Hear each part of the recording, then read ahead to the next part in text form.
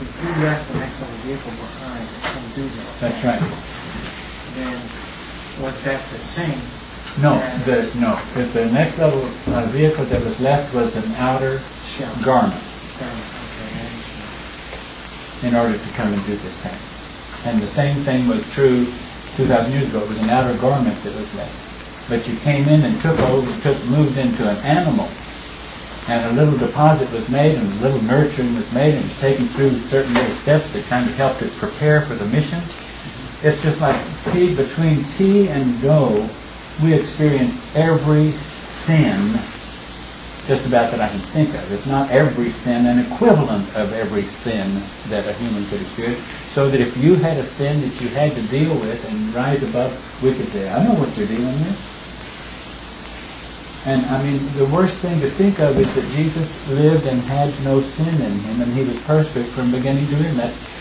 Then what? I mean, it doesn't make any sense. He had to demonstrate change. He had to demonstrate growth. I mean, it wouldn't make any sense. How could he serve them if that were the case? And he told them again that none are without sin. He didn't say, except me. You know. I mean, it was just the opposite. In his eyes, in relationships with his older member, he was still full of sin. I mean, his perfection was measured by what his father or his grandfather had developed in, and by their perception, they were full of sin because of their shortcomings. Now, the physical body, he believes that once you are ready to exit, once an older member is ready to exit, then that older member can even, some did not recognize Jesus. And T and I wondered a number of times if he might have taken the vehicle of someone else who just dropped the vehicle. Mm-hmm. Some thought he was the gardener, or thought he was someone else. And because they didn't, until they heard his voice or his expression or his way he put sentences together. And that makes you wonder then why he said, well, here's this hole in my side, and here's these nail prints or whatever it was. What makes you wonder how much of that jives. Now, none of that is relevant. The point is that, this little book that Ursula showed me, he found this in this place, in this church. And when his group was staying here recently, he thought it was interesting that he picked this up. And in this little chapter, this writer says, and isn't it interesting that the world does not want to hear, but the simple truth that Jesus said, that if you want to get from the Father's kingdom, you have to leave everything behind, and sisters, mothers, husband, wife, everything, and come and follow me, and you will become part of my family, and I can teach you how to overcome all things of this world, even as my Father has taught me. I mean, and this fellow knew them who wrote this other book. And yet you wonder, how many kids did he have? And yet religion has become a professional institution, an established institution that has its place in the society of the world. It's not even a setting where truth can take place. There's not a better setting for most accelerated participation with truth coming into you than this little exercise that you all are on when you're going out holding meetings and you're having to go ask for help here doing this and help here doing this, and you are telling what you're doing. I mean, boy, it does a lot of numbers on your head, because it's hard to go to somebody and be turned down. It's hard to have them look at you and put you in a category that you know isn't true, and have them see you, and when they say, well, if you're worth anything, go get a job. And instead of saying, well, I've got one. I'm doing what my older member told me to do, and I'm serving the next level by doing this. And I'm giving you a chance to serve the next level by serving me. And when Jesus said, who of you did not give me drink when I was thirsty, and did not give me food when I was hungry, or garments when I had none? And the same thing, and they said, well, when did you never have something to eat? And all. He said, well, if you treated any of these that way when they were hungry or thirsty and they needed something and you didn't supply them, you treated me. And I'm upset every time I hear in your reports how somebody treated you at this place or that place when you spent 5 hours going to 14 places and nobody would do anything except maybe knock off $5 off of a motel bill or something. And, but the experience that you're getting by doing that kind of thing, and from a practical point of view, we could not, and everything would be destroyed if you went out to do what you were doing all prepaid. Everything would not work. It would be another ball game altogether, a different head place. You wouldn't be confronted with any of these needs. You wouldn't have to overcome the worrying about where we're going to sleep tonight. I'm so tired, I'm about to drop, or I'm so hungry and I can't eat another pizza, whatever it is. And yet you're learning the most accelerated way to be flexible and to be a part of a team and to get past self-concerns and to survive even against odds that are very opposing to you. Now, although he's had to deal a lot with this physical thing of Jesus' resurrection, because I've heard him say to individuals, now, we're going to get aboard that, we're going to take these bodies and we're going to get aboard that spacecraft. And we're going to walk up those steps or up that ramp or whatever it is, or glide or whatever we do. And I hope we do. But it is also irrelevant whether we do or not. We are going to, but whether we take this animal shell with us not is irrelevant.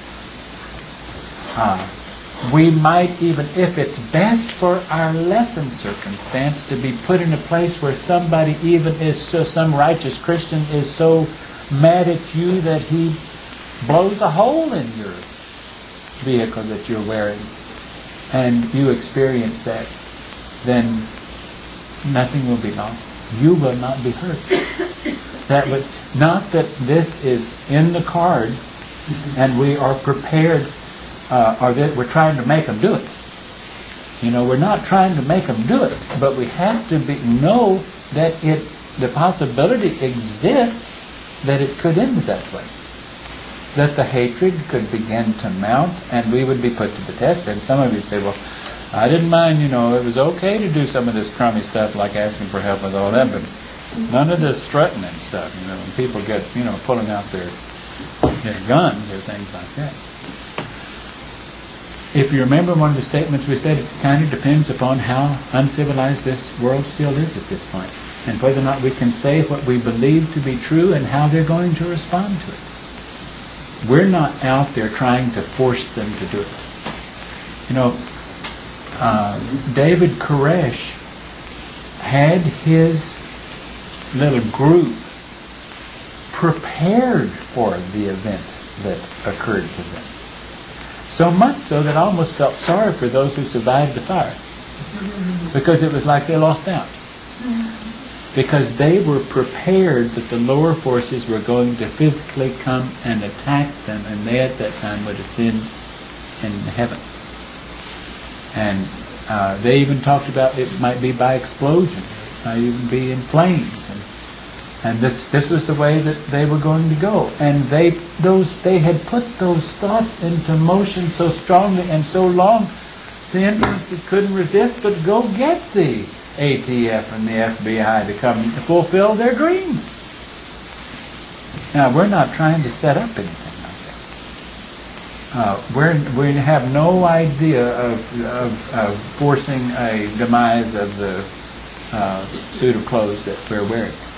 But we are saying to the next level, as long as you give me instruction to go and tell this, I will do it for as long as you want me to do it. But we're stupid.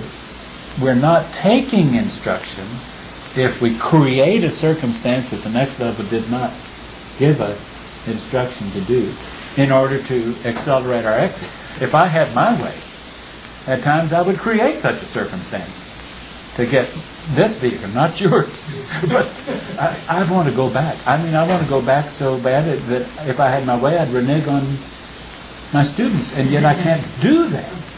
I mean, I am obligated to give everything that I can give to you for as long as T sees fit for me to be here, even though I must admit that part of what I deal with is wanting to accelerate that departure and get the heck out here. I hate this place. And maybe you haven't grown to hate this place as much as I hate this place, but I hate this place. A question? What I'm curious is, you were speaking about how your standards try to meet your old member standards, and you try to meet your old member standards. Are we inherently sinful? Is that? Well, we're sinful is just a word for things that we do that are against the laws of the household of our Father's house. If we didn't know, we wouldn't do it, right? What's that? If I knew what sinning was. Well, a lot of the sins that you're doing, you didn't know that they were sins. You did them because they were passed on to you as normal behavior. But you still participate in things that are against the laws of the next level. And it's like those sins that are passed down generation to generation. A lot of the behavior that is perfectly acceptable in that society out there is by my Father's standards totally unacceptable behavior in my Father's house. Now, what you do outside my Father's house, we don't even care to identify it.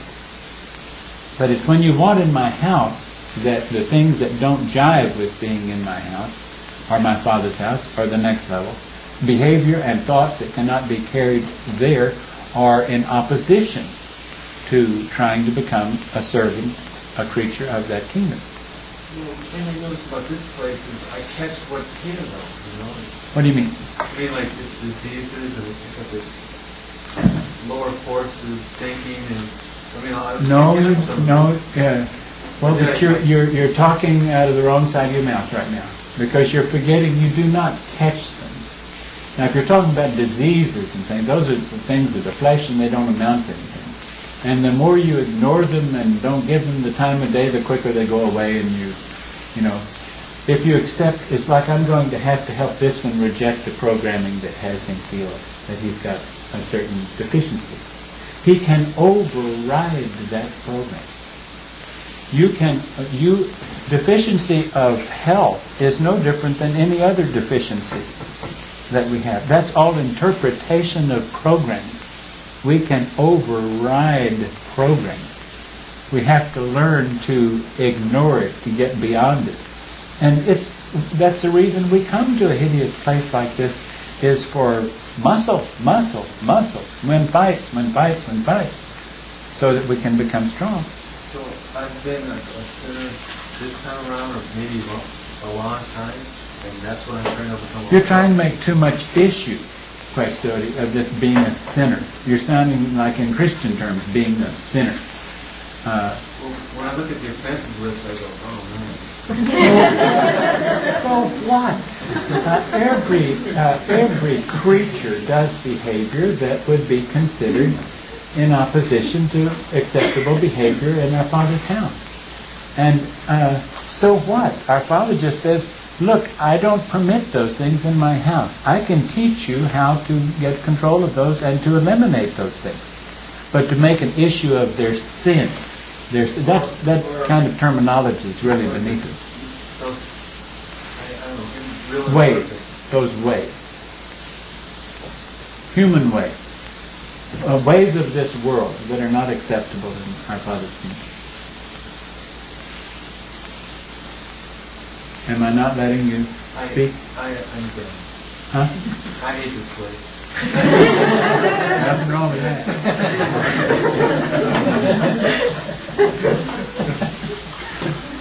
Well, I'm not this place that I'm hearing from Studio saying that are not those things that we are overcoming all according to our perception of and degrees of our control. In other words, we could have something on a fence list. If someone depending on where you're coming from, it's like irritability. I say irritability. I've had to deal with irritability. My tolerance for irritability needs to change and improve. So even what by old standard, several years ago, irritability, the kind of irritability I was tolerant or permissive of, is now it's catching it before it even trying to get to the thought. You know what I'm saying? But yet it's still on my list, and it's irritability, and it's major if I'm letting it start coming out my mouth. Whereas some time ago I give into it and participate in it and let it go on. Yet it's still on the list as, I don't know if I'm communicating, but... No, your standard changes. And it's still on your list. And since when your standard changes, your magnification of something you're dealing with increases. Therefore, to your new standard, it looks just as bad as it looked before, because you're trying to wipe it out. Because my older member is moving faster, and I'm trying to keep That's up with right. this standard, then I need to... Now, irritation is a strange duck, because irritation is a catch-22. You can be so irritated at irritation that you're more irritated. And I'm telling you the truth. And some irritation is a really funny animal where you've got to learn to shift a gear, and something that would irritate you, you can laugh at. But if I'm so irritated that I'm irritated at that, then I'm no longer irritated at that, I'm just irritated that I was irritated at that. You see what I'm saying? And so I haven't gotten anywhere. But when I stop the vibration of irritation, when I move out of that gear, your vehicles genetically can be addicted to what it feels by irritation. Irritation is the flip side of crime, hurt. It's like, and you can be addicted to liking to cry, liking to be hurt. Not consciously, you would deny it. You would believe that you don't like hurt. You would believe that you don't like tears. But the animal you're wearing still identifies. It's like if it can't get love and affection, then it'll trade for hurt. It's a form of physical feeling that it needs something that can satisfy its emotion. So all these crazy things take different forms as we try to rid ourselves of it. But identifying with hurt and pain and suffering is a very, we've seen it so much as a common characteristic that genetically can be habit addicted. Just almost impossible to let go of, because if I let go of it, I feel like I'm a non-feeling person. I've become stone, cold as stone. Something's wrong with me. I don't have feeling. No, you have a higher feeling. You have a higher meaning to expression, a different way to interpret it. Yes, Ricardo? When you put the spotlight on me a little bit ago, okay. I just wanted to expose, I felt my horse starting to buck to death. I just want you to know that I'm really happy to have you put the spotlight on this horse and on me. And okay. I'm grateful to you grateful that you did that. Well, I'm grateful that you just said what you just said, because he just exposed it, and he followed up his exposure by saying thank you. That I'm grateful that you spotlighted this thing. And this pattern of exposure, and then being able to sincerely say thank you for showing me what needed to be exposed here, that pattern will carry you a long way. If you will keep it, practicing it and practicing it, and don't lose sight of it, it will move you back. I got one other question. Okay? I'm trying to understand when we go out and we do these tests for some help with something to eat. Do those individuals that respond favorably get any kind of spark, or are they in line for a spark? How does that I work? do not know if I had to guess, and I don't mind trying to guess, I feel like if they responded very well to you, that they at that time began to be assigned a monitor that watches them. And to see what path they're on, and to possibly give them an opportunity. Now, what they do with them at that point, I don't know. They could extract them at extraction day, when everything gets extracted. They could even take the spirits of those who were kindly toward you and put them aside to have them, to give them a further chance. And I said spirit because they really haven't developed what a soul would develop. And you could say, well, I thought a spirit was just an emanation of a vehicle. Yes, but don't forget, when the vehicle's gone, there's the spirit. And the spirit can be, if the next level chooses, they can do whatever they want to. They can put them back into another vehicle? Yes, and and a spirit can also, of its own volition, move into another vehicle. So if a spirit can, of its own volition, move into it can move in and crowd out the space of the spirit that is the emanation of that genetic package, because it can be stronger. That invading spirit can be stronger.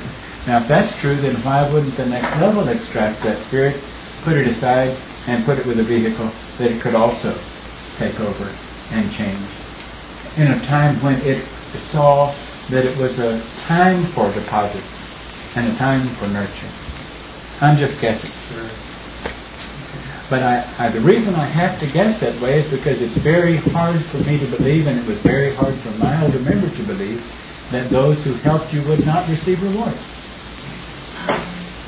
And I cannot drop that. I can't just put that away because I know what I have felt, and I know what T felt when it would have been easy for them to take a negative attitude toward us, instead took a positive one. Question? Another question I wanted, maybe I'm trying to think of a better, clearer way to ask my question. Is it like my soul or my spirit or my mind is inherently imperfect, and so then by my choices and lack of control, I make mistakes, and then What is inherently imperfect?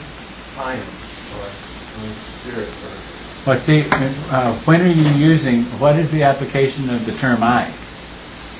or my mind and my spirit. No. The spirit of the vehicle, yes. I don't want to. But that is not you, Questo.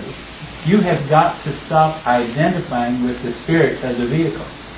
You've got to break the habit of identifying with the spirit of the vehicle and start identifying with whatever amount of next level mind is entering that soul. Because once you began to believe this and want this, a pillowcase started to form and hold matter, and you've got to identify with that. Now, next level mind that comes into us is not sinful, has no inherent wrongness to it. The only thing that you might say is imperfect about it is that it is young and it is ignorant and it has a lot to learn, because it's the amount of mind that starts as a child, and therefore it has a lot to learn. But that's not saying that it's dirty. It's not. So you've got to identify with the next level mind. Stop identifying with the vehicle or the mind of the vehicle. But I think I'm doing more of that, but it's like But you didn't a moment ago. Right, Because you right, say, right. do I have inherent evil in me? If you're using the I term, speaking of the vehicle or the vehicle's mind, then you're identifying with the wrong thing. I need my mind.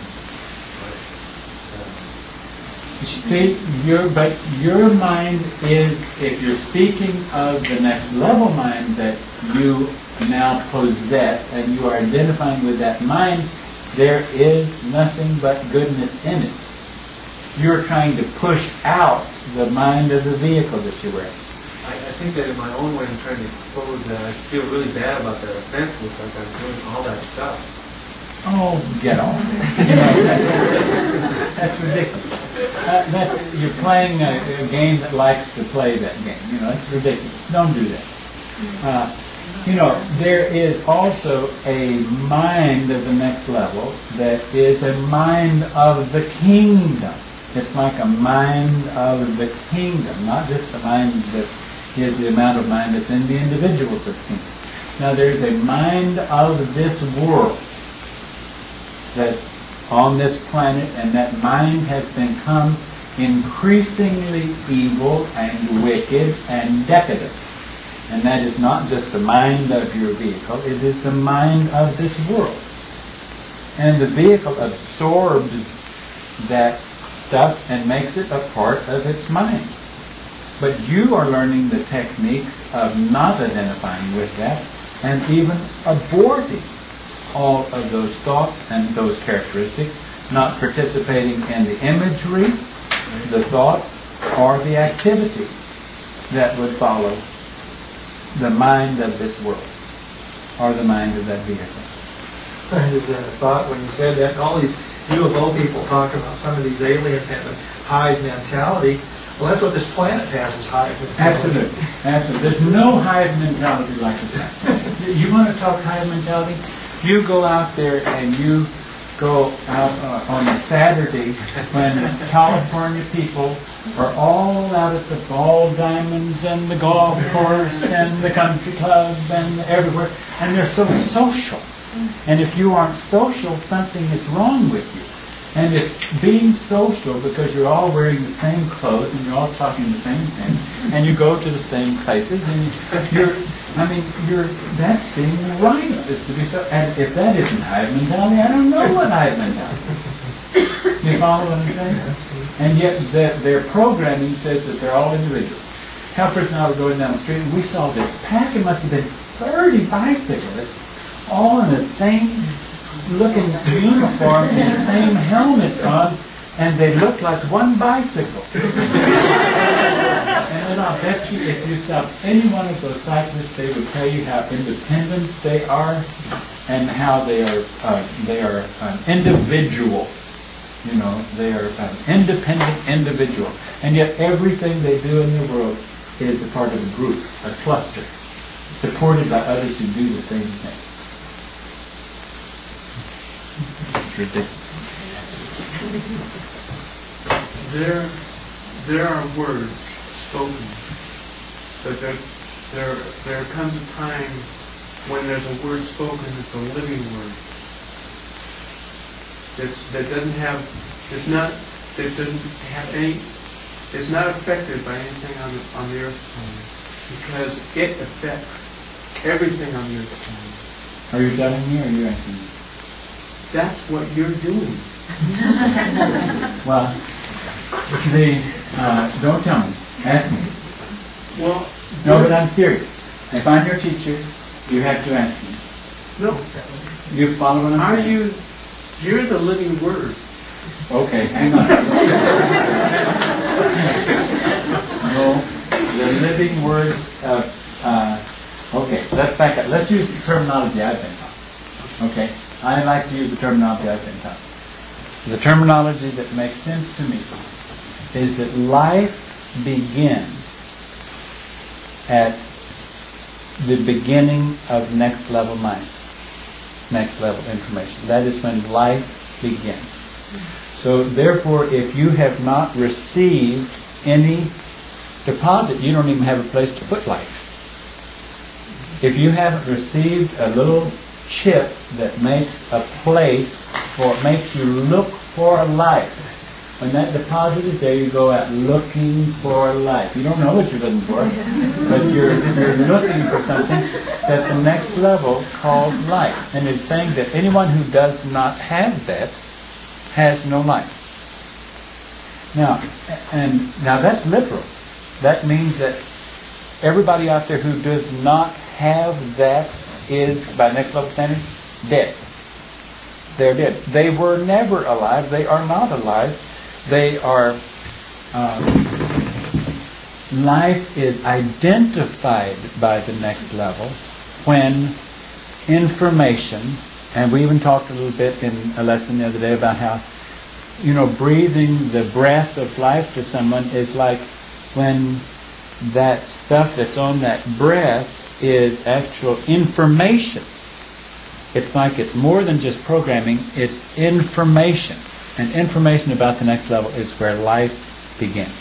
So the more information I have about the next level, the more life I'm taking in. Now, I have the capacity to abort life. I have the capacity to go back and live among the dead. And that sounds stupid. Or to die with the dead. I can kill life. I can abort life. If I choose to, I can go be among the dead again. And in that sense, the words that we speak when we are speaking the truth of the next level is the living word. That is the living word. That is life itself. And it's hard to realize that before that is given to you, you had no life. Now, that which is in your soul that is life, when you received that, is irrelevant. How long you had that is irrelevant. You got it. It was given to you. The only thing that is relevant is what are you going to do with it? Do you want more of it? And in order to have more of it, I have to make room for it. The only way I can make room for it is abort dead matter, waste, negativity, waste, mind of this world, images of this world, behavior of this world. Anything that is not pleasing in my Father's house. Now this is literal, we're not talking symbolism. If we were in a craft someplace, and what humans would call a house, and we would call a craft someplace, and you, as a classroom, came into that classroom, there wouldn't be long until I would be singling out certain individuals and saying, I'm sorry, this behavior cannot remain in this craft. It is not permissible. Because you cannot participate in that behavior or even the thoughts of that behavior without contaminating this place. So get busy and decide to stop that behavior, and I will help you. I'll take you through the steps. If you have to come and get me out of my bunk in the middle of the night, night after night, I'll sit up with you. I'll do anything to help you if you want to stop that. But that is not permissible in my house. Now, my older member's house, less things are permissible than are permissible in my house. Somebody has to be able to relate to you. So unfortunately, my standards are lower than my older members, even though I'm trying to raise them daily. And I'm trying, but I know that, I hope that this is true, that before coming on this task, my behavior was completely acceptable in my Father's house, and I was intolerant of any behavior that I take you through. But part of this task is designed for me to stoop so low and to participate so much in low behavior and work at overcoming so much low behavior that I can relate to you for this task, and we can abide together while you stop thought and behavior that is not next level. Okay.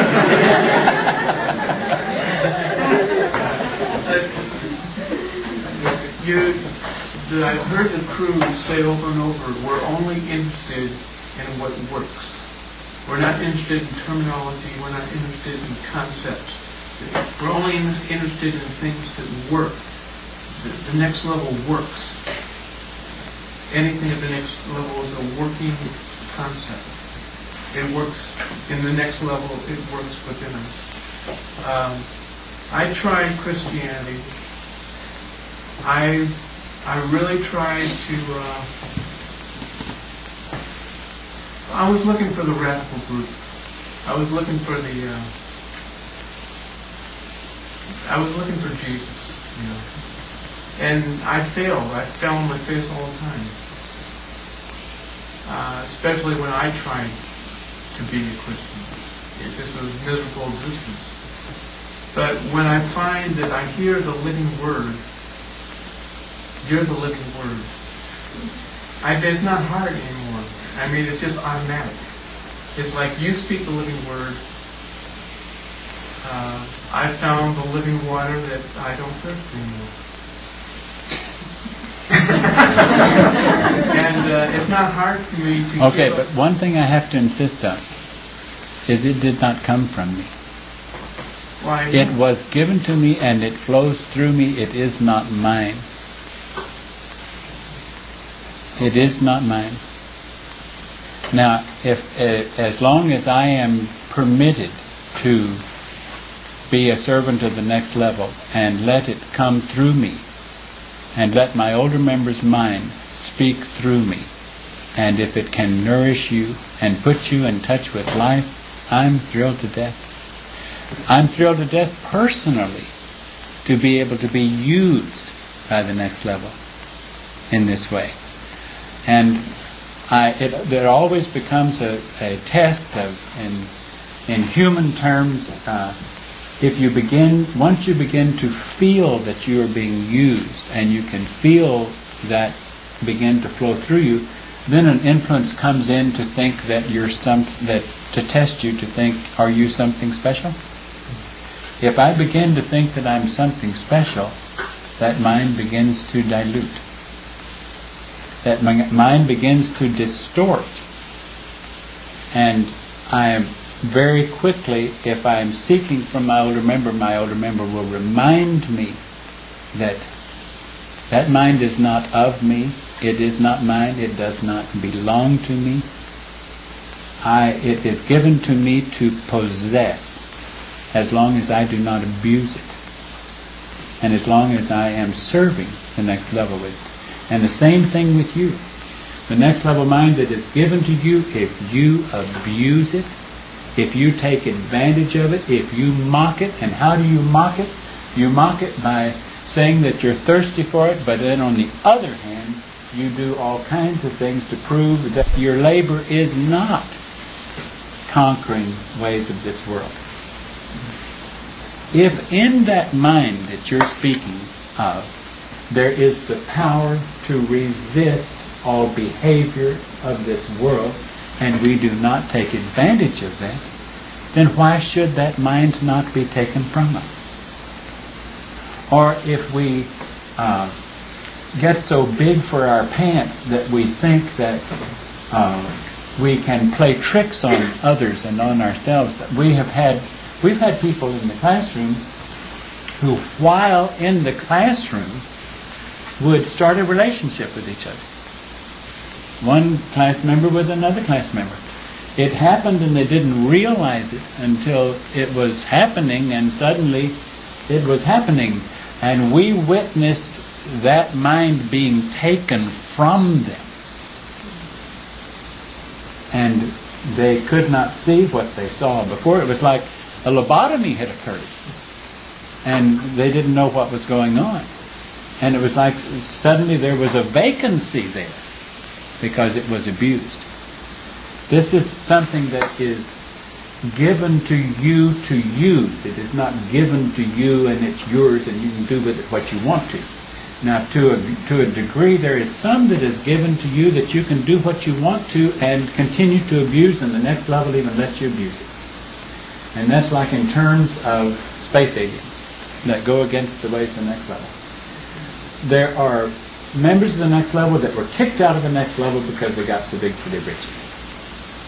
They went out on their own. They thought that they could do all these things that they wanted to do, and they were permitted to do all kinds of things. They're permitted things they can do, that to humans they can do phenomenal things. They can bend time and space to a minor degree, kindergarten in relationship to the next level, but still to humans phenomenal degree. They can move great distances in great time. They can come into a garden where humans are grown, and they can genetically manipulate creatures, and they can move and take over those creatures and take a creature out and breed it with some of their creatures in order to artificially extend their life, and do all kinds of things that they shouldn't even have that they really shouldn't even have the capacity to do, but the next level permits them to do that because they serve a purpose ultimately. But I know what you're talking about. And I'm glad the next level is what fills your heart. It's going to be hard. What's that? It's going to be hard. I have no doubt about it. It's okay. But it's worth it. Oh, absolutely. That's right. Anything that's worth it is hard. Okay, gang. It's 10 minutes to 10.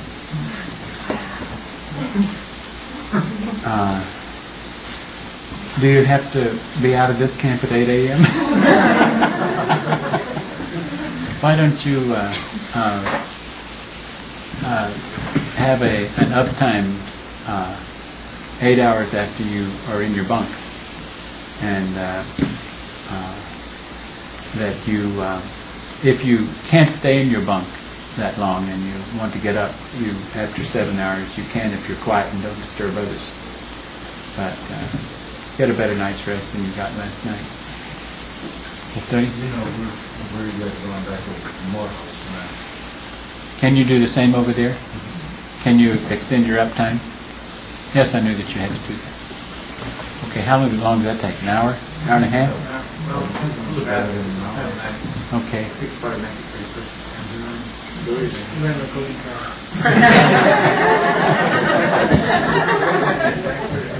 We've had a good session.